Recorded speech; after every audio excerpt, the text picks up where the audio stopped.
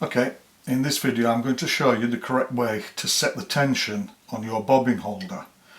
This is very important because you don't want too much tension that when you try and draw thread off your bobbin holder you break the thread, and you don't want so little tension that when your bobbin holder is hanging from the hook it falls under its own weight.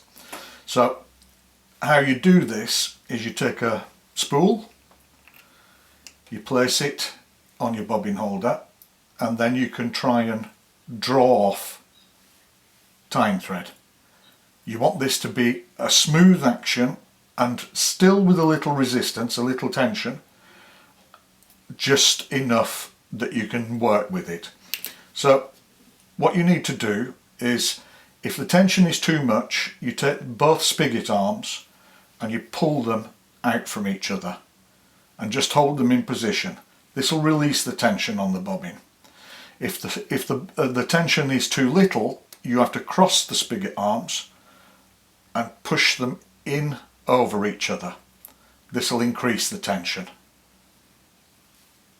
And then you can put your thread on